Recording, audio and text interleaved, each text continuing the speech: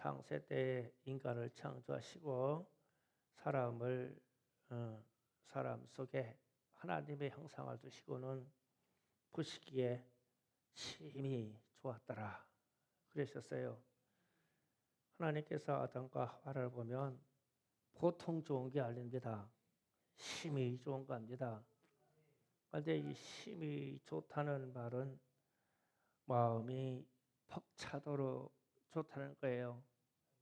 하나님의 최초의 인간의 역사를 이렇게 사랑하셨어요. 그런데 하나님의 사랑은 지금도 동일해요. 우리를 보면 하나님의 마음이 그냥 벅차도록 심히 좋아요. 그렇게 하나님이 우리를 사랑하십니다. 그래서 우리는 사람들은 이 사랑을 어떻게 발견해 가냐면 제가 나이를 이렇게 먹어가다 보니까 어떤 분이 이런 말을 해요. 손자를 안아보지 않고는 인생을 논하지 말라. 그래서 손자를 안아봐야 그 사랑이 내려간다는 것을 안돼요. 그래서 이제 제게는 손자가 이제 5이 있는데 5번째가 한이에요. 한이. 그러면은 한이가 왔다고 그러면 하던 일도 중지요. 걔를 봐야 돼 먼저. 하던 일도 중지. 그리고 이제 이런 얘기도 해요. 얘는 나를 닮았네. 그래야 웃을 거예요, 사람들이. 나를 닮았어요. 그래서 이제 손도 발도 나를 닮았네. 그리고 또 손톱이 제가 우랑이 손톱이라고 하거든요. 넓적한 손톱인데 손톱도 나를 닮았어요. 손톱도 나를 닮았네. 이야, 똑똑이가 나를 닮았네. 이제 웃음이 나오기 시작할 거예요, 이제 이게. 그러니까 무엇을 붙여도 나를 닮았어. 왜 이렇게 유치해도 하여튼 나를 닮았다니까. 왜 이렇게 얘기하냐? 너무 좋으니까, 보기에 좋으니까, 그게 사랑이니까. 그래서 하물며 사람이 자기 자식과 자기 후손을 봐도 그렇게 보기에 좋아서 심히 좋아서 마음이 막 벅차도록 좋아가지고 하던 일도 중지하고 조금만 좋은 일 있으면 나를 닮았어. 하나님이 인간 세상에 아담과 하와를 창조해 놓고는 심히 좋았다라고 표현하신 것은 하나님의 형상이 그들에게 있다고 있잖아요. 나를 닮아서 이렇게 좋아. 나를 닮아서 저들이 저렇게 착해. 나를 닮아서 저렇게 성실해. 나를 닮아서 그러니까 하나님이 심히 좋았다고 표현하는 것은 이 얘기예요. 하나님의 형상이 사람들에게 묻어 있으니까 좋은 거예요, 하나님이. 그래서 창조한 세상의 모든 만물 중에 사람의 형상을 보고는 하나님이 당신의 형상이 사람들에게 있는 것을 발견하고는 보시기에 마음이 벅차도록 좋았다. 그게 성경에 기록하기는 간단하게 하나님이 사람을 보시기에 심히 좋았더라. 다른 창조물에게는 그냥 보시기에 좋았더라 이랬지만 사람을 보고는 보시기에 심히 좋았다. 그 마음이 벅차도록 하나님의 사랑에 막 가는 거예요. 그거로 이건 어쩔 수가 없어. 나의 형상이 그에게 있으니까. 그래서 우리가 우리 자녀들을 보면 왜 그렇게 이쁘고 사랑스러우냐? 나의 형상이 그 속에 있으니까. 그래서 제가 우리 막내 손주를 얘기하는 거예요. 뭐든지 걔가 하는 거는 나의 형상이 그 안에 있다니까요. 그래서 표현을 유치하게 나를 닮았다고 얘기하고 사실은 할아버지하고 할머니가 걔한테 재롱 부린 거예요. 걔가 재롱 부리는 게 아니에요. 그냥 이쁘다고. 하나님의 사랑도 이랬다. 그 하나님의 사랑이 이해가시죠? 그런데 이제 아담과 하와가 범죄한 후 인간 세상에 죄가 들어와서 마귀가 다스리기 시작하니까 인간 세상들에게는 정죄하고 파괴하고 죽이고 미워하고 우상 숭배하고 그렇게 자기를 사랑하는 하나님을 싫어하고 마귀가 다스리니까 마음속에 귀신의 역사가 들어오니까 자기 아버지를 그렇게 배신하고는 싫어했어요. 그래서 심판하실 하나님이 보시기에 죽을 짓만 골라 사는 거예요, 사람들이. 그래서 죄의 값은 사망이 되었고 하나님이 말씀하시기에 이 땅에 의인은 언단이 하나도 없다. 그러니까 하나님이 이렇게 한탄하셨어요. 그럼에도 불구하고 범죄한 인간 세상에 하나님이 구원의 계획을 세우시고 이 땅에 왕으로 오시기를 원하셨고 또 왕으로 오셨어요. 역사 속에 수차례 주님이 이 땅에 오셨습니다. 그 사건이 출애굽 사건이에요. 그 출애굽 사건에서 왕이신 하나님이 신의 산에 오셔서 하나님의 백성들에게 사는 방식을 가르쳐 줬어요. 그게 십계명과 율법의 이야기예요. 여기 쭉 써 있는 십계명의 이야기입니다. 그래서 너희들이 마귀의 지배를 받지 않고 죄에 빠져서 살지 않으려면 기본적으로 저것만 지켜. 그러면 내가 와서 너희에게 왕이 되어줄게. 그러니까 전능하신 하나님이 이스라엘 백성을 통치하시고 왕이 되어줄게. 그러면 이분이 왕이 되셔서 이스라엘 백성들을 다스리는 방법은 사랑으로. 그래서 십계명의 정신을 하나님의 사랑, 이웃 사랑이라고 양쪽으로 적어놓고는 이것이 모든 선지자의 강령이고 나를 아는 모든 백성의 강령이니라. 그래서 하나님을 사랑하고 내 이웃을 사랑하면 내가 와서 너에게 왕이 되어줄게. 그렇게까지 하셨는데 이스라엘 백성들은 그들의 삶을 실패로 이끌어갔습니다. 그래서 성경, 구약 성경에 기록되는 많은 이야기들 중에 선지자라고 하는 선지서가 나와요. 그래서 이사야, 에레미야 등등등 쭉 나오다가 오늘 마지막 선지자 말라기까지 성경의 부피로는 절반 가까이 됩니다. 구약 성경의 절반이 넘는 부분을 선지자를 세워서 계속 말씀하시는 내용이 왕이 오시다. 너희의 마음을 돌이켜라. 우리가 회개하고 하나님께로 돌아가자.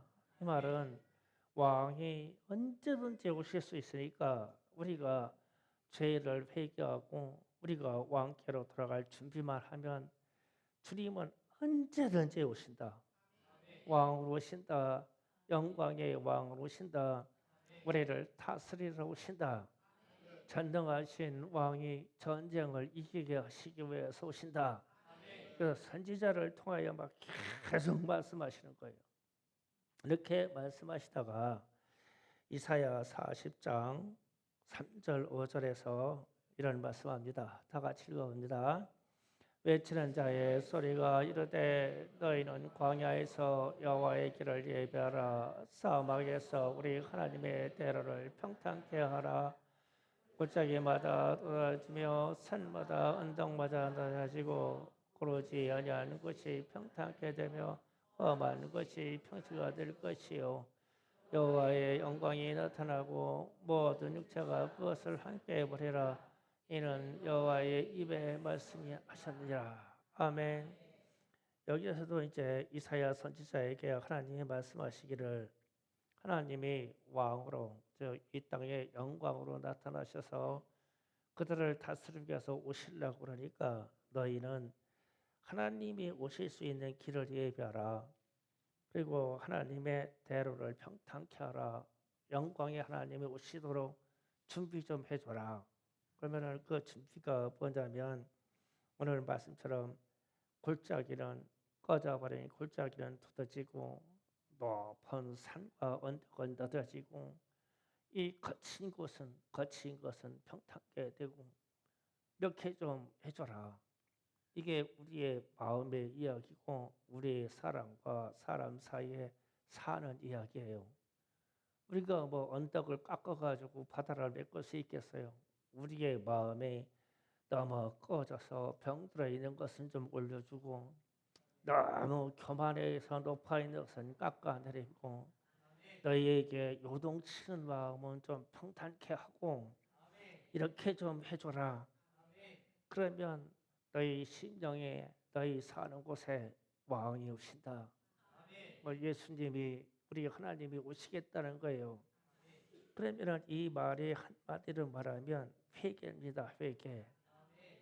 회개에서 교만한 것은 낮춰주고 병들어서 마음의 심령이 우울하고 그렇게 아픈 것은 회개해서 좀 높여주고 너희의 심령이 요동치고 사람들을 아프게 하는 이 요동치는 것을 좀 평탄케 하고 이게 다 회개에서 와요. 회개.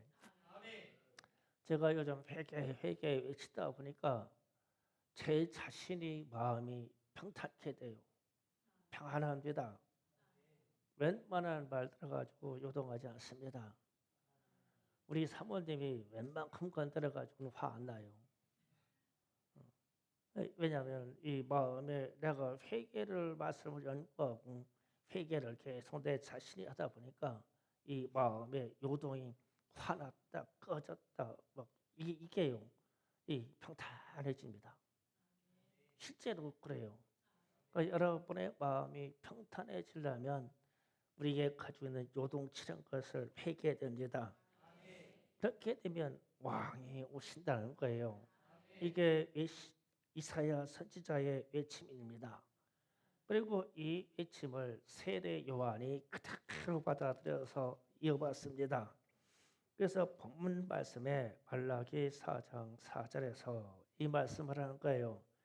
너희는 내가 호렙에서 온 이스라엘을 위하여 내 종 모세에게 명령한 법, 곧 율례와 법들을 기억하라. 이 십계명을 또 얘기해요. 지금 말라기는 구약 성경의 마지막 선지자예요. 그런데 마지막 선지자에게 또 십계명을 드러내는 거예요. 너희가 이 말씀을 기억하고 하나님을 사랑하고 내 이웃을 사랑하면 너희에게 하나님이 오셔서 복을 주실 거야. 지금 그 얘기예요. 그러니까 하나님이 또 오신다는 거예요.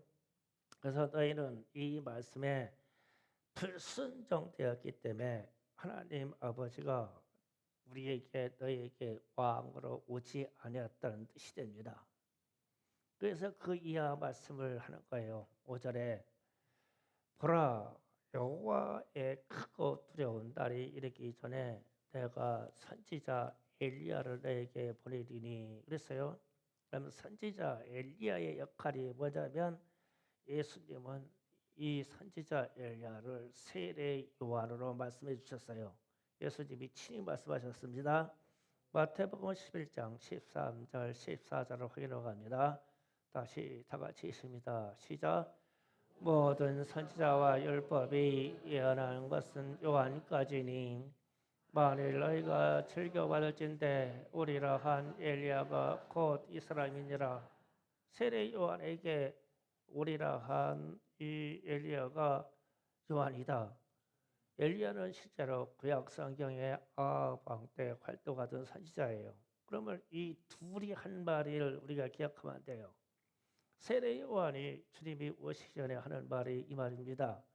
회개하라, 천국이 가까웠다. 이 말은 회개하라, 예수님이 주님이 오신다. 회개하라, 왕이 오신다. 이 얘기입니다. 그래요. 그러면은 구약 시대의 엘리야는 뭐라고 말하냐면 똑같은 말이에요. 회개하라, 우리가 하나님께로 돌아가자. 그가 비를 내리시는 분이요, 그가 대지에 싹을 나게 하시는 분이요, 그가 이 창조의 모든 만물을 형통케 하시는 분이다. 그래서 3년 6개월 동안 가뭄을 줘서 그 땅이 완전히 기근과 굶주림으로 피폐되었을 때 우리가 하나님께로 돌아가기만 하면 하나님이 비를 내리시고 우리를 축복하실 것이다. 왕이 오셔서 우리를 통치해 주실 것입니다. 이게 엘리야의 이야기예요. 세례 요한이 똑같이 천국이 가까워서 회개하라고 말씀하시고, 그러면 이 회개의 내용이 이 이야기입니다. 6절 위에 6절 상반절에 그가 아버지의 마음을 자녀에게 돌이키게 하고 자녀의 마음을 그들의 아버지에게로 돌이키게 하리라. 아멘. 이게 회개의 본질이에요. 우리의 영원한 아버지는 하나님이시죠. 그러니까 우리가 자녀된 우리는 우리의 마음을 하나님께로 돌이키고, 그러면 하나님도 우리에게 마음을 돌이키고, 그러니까 회개하면 하나님은 우리에게 무조건 마음을 돌이켜요. 우리에게 오셔서 왕이 되주시려고 그렇게 돌이켜요. 그리고 또 우리는 회개함으로 아버지께로 마음이 가죠. 그래서 우리에게 왕이 오시도록, 영광의 왕이 오시도록 회개하여서 우리의 마음을 주께로 돌려놓아야 돼요. 그러니까 우리 마음이 세상으로 다른 곳으로 가 있어요. 이 마음을 주님께로 돌려놓아야 돼요. 이게 회개 현상이에요. 그렇게 해야만 왕이 오셔요. 왕이. 우리 주님이 오셔요. 그런데 우리는 슬픈 역사를 가지고 있어요.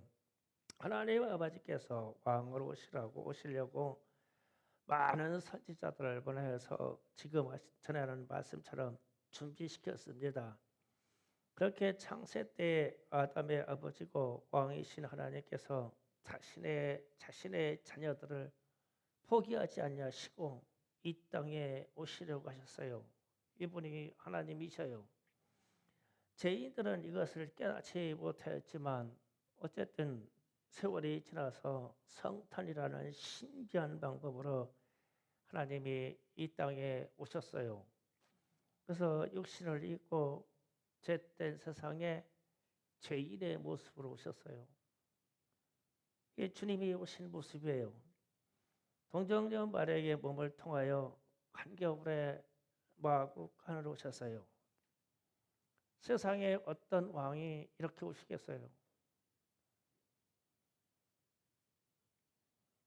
그토록 말씀을 통하여 예비하라고 일렀지만 세상은 왕을 영접하지 못했어요. 그래서 마구간에서 나신 거예요. 진짜 우리 성경에 있는 절반 이상의 두께로 주님이 오신다고 계속 말씀하는 거예요. 창세 때부터 말라기로 이어지는 그 내용이 주님이 오신다는 얘기예요. 왕이 오신다고. 왕이 오신다. 주님이 오신다. 메시아가 오신다. 그리스도가 오신다. 이 얘기예요. 그런데 그렇게 일렀어도 선지자들이 목숨을 버리고 말하면서 일렀고 또 그들이 핍박을 받으면서 그렇게 말씀을 전했어도 세상은 이 말씀을 마음에 담지 못했어요.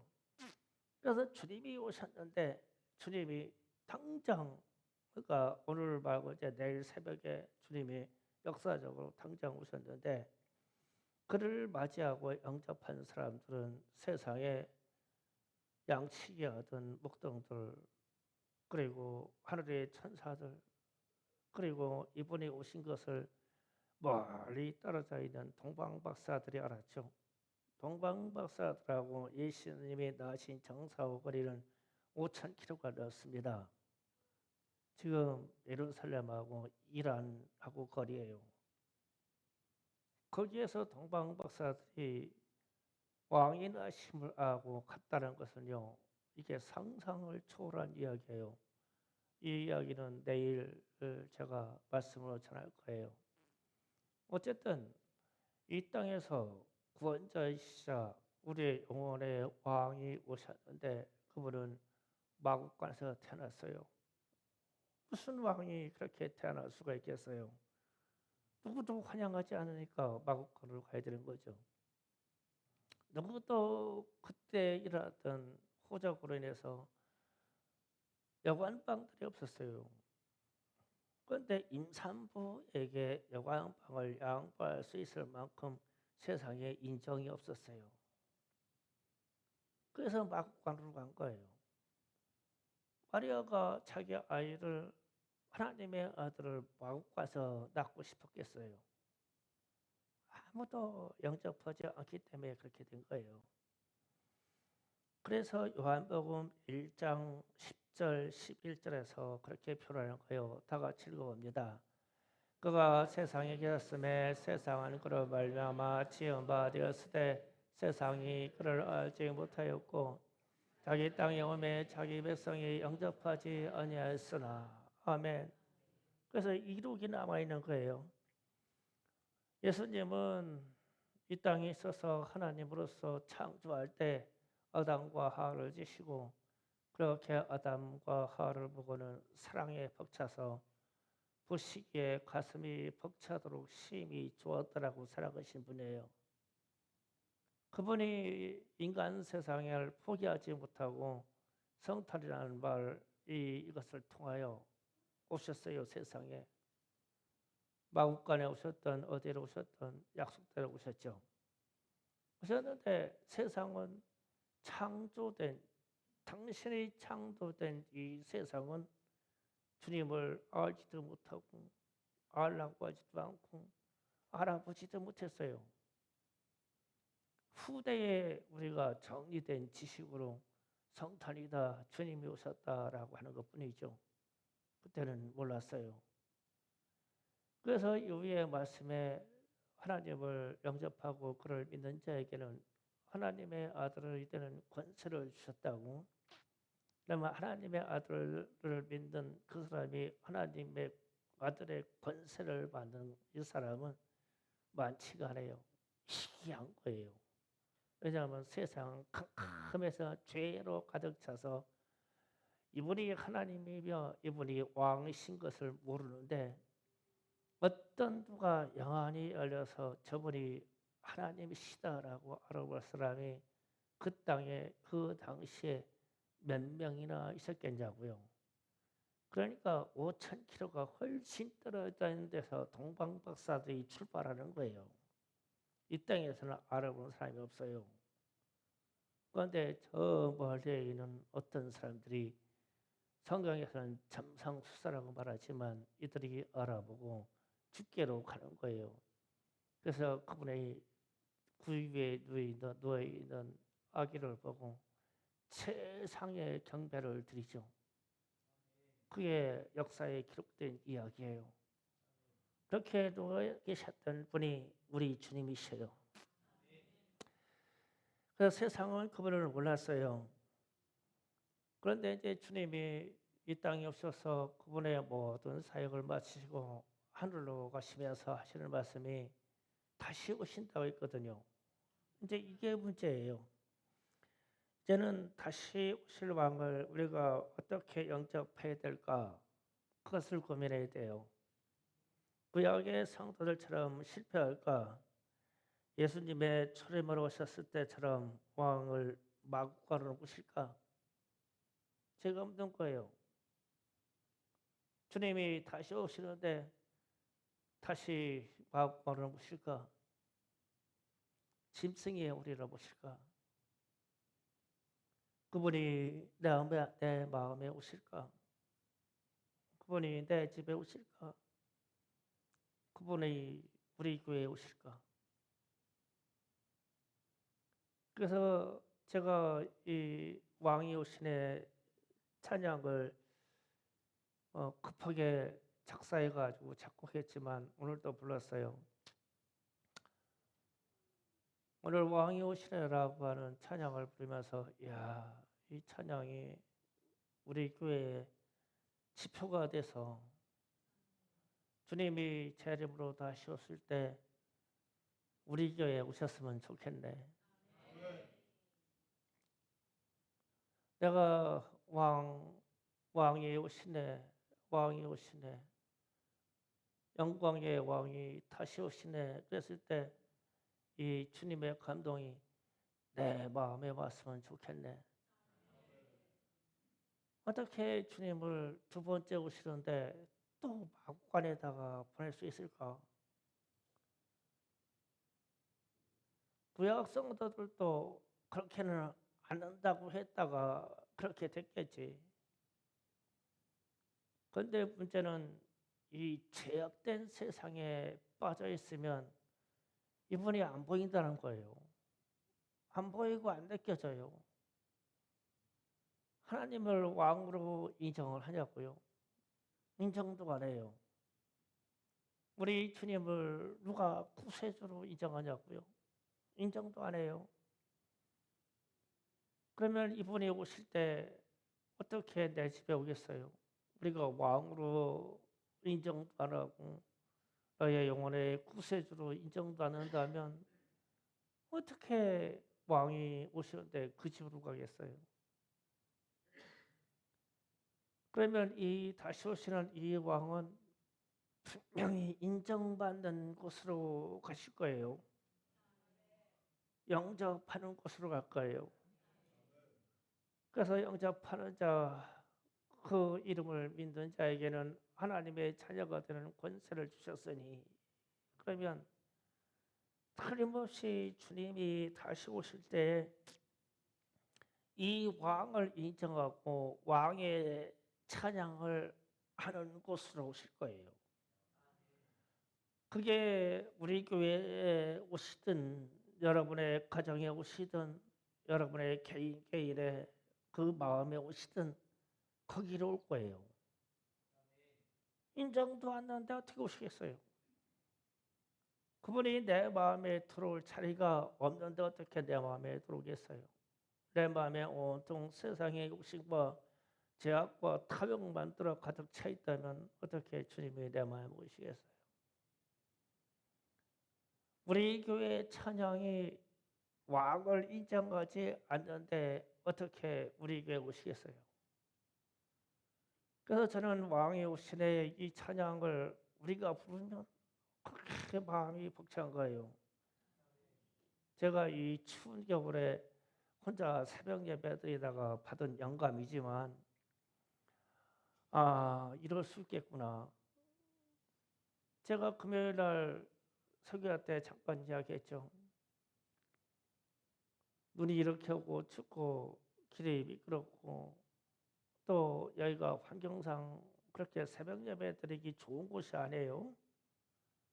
그래도 우리는 2명, 3명이 새벽 예배를 계속 드리고 있었죠.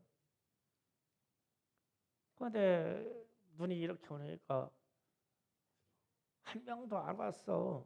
나 외에는. 그런데 저는 그때 이런 생각했죠. 주님을 만날 때다. 그래서 제가 입구문을 열고 걸어 들어오면서 영감 받은 대로 제가 중얼중얼하는 소리가 왕이 오시네, 왕이 오시네, 영광의 왕이 오시네. 입구에서 천천히 걸어 들어오면서 강단에 오르면서 그러는 거예요. 그래가지고 여기서 찬양하는 거예요. 근데 누가 작사해 준 것도 아니고 악보가 있는 것도 아니에요. 그래서 제가 음악하는 기빈다 사모한테 전화 걸어가지고 유치하게 이 이야기를 쭝얼쭝얼하면서 이 노래 좀 만들어줘. 당장 만들어줘. 오늘 저녁에 우리 찬양단이 불러야 되겠어. 그러니까 순종해가지고 내 음과 내가 말하는 의도와 내가 왕이 오시네 영광의 왕이 다시 오신다는 의도를 딱 알으니까 그걸 즉석에서 작곡해가지고 나한테 보내줬어요. 그러면서 감동하는 거예요. 저도 제 영이 감동하는. 그렇지. 주님이 이 땅에 제 이름으로 다시 오시는데 인정받지 않는 땅에 인정받지 않는 사람에게 어찌 오시겠느냐. 진짜 이제는 사모하고 그분을 사랑하는 자에게 오실 것이다. 그리고 이 마음을 갖지 않은 자들에게는 다 심판하실 것이고, 이 마음을 갖지 않고 죽은 사람들은 부활시켜서 다시 지옥에다 집어넣을 것이니, 그러면 우리는 마지막 이 때를 사는 신앙을 어떻게 가져야 되느냐? 지금 천국에 계신 주님을 마음에 모시고 영접하고 살아야 돼요. 언제든지 맞이할 준비를 해야 돼요. 그러면서 제가 우리 자신에게 질문을 던지는 거예요. 주님을 또 마구간에다 모실 수 없지. 주님, 이 추운 겨울 그 마구간에다가는 진짜 다시 올 수가 없지. 이제는 주님이 자리를 모시면 최상의 자리에다가 최고의 안락한 자리에다가 그 최고의 안락한 자리가 어딜까? 내 마음에 집은 내 마음. 우리 교회에 되고 그리고 여러분의 가정이 돼야 되겠죠. 거꾸로 주님을 모셔야 돼요. 다시 마구간으로 가시게 하시면 실패해요. 그래서 이제는 어린아이로 오지 아니하시고 시판에 주로 오시기에 그분은 바깥에서 추위에 떨면서 문고리를 잡으실 거예요. 문고리를 잡고 우리를 부를 거예요. 밖에 서 계시기 하면 안 돼요. 그래서 계시록에 주님이 문을 잡고 기다리라니, 문 잡고 기다리면 벌컥 열리는 순간 그분이 추위에 떨었다면 우리는 실패한 거예요. 우리는 영접하지 못한 거예요. 이게 영접의 본질이에요. 내 안에 모셔야 되고, 예수는 여러분의 가정에 모셔야 되고, 예수는 찬양할 때마다 예배할 때마다 우리 교회에 모셔야 돼요. 다시는 마구간으로 가시게 할 수 없고, 다시는 우리 주님이 이 추위에 떨게 하실 수 없어요. 가장 따뜻한 여러분의 심장이 막 피가 끓는 심장에다가 모셔야 돼요. 그렇게 해서 우리 주님이 우리의 왕이 되게 하셔서 우리가 인정하는 것만큼 우리의 마음에 오시기를 예수의 이름으로 축복합니다. 왕이 오시네 찬양 한번 하고 기도할까요? 찬양단들 나와서 서서 찬양하고 기도합시다.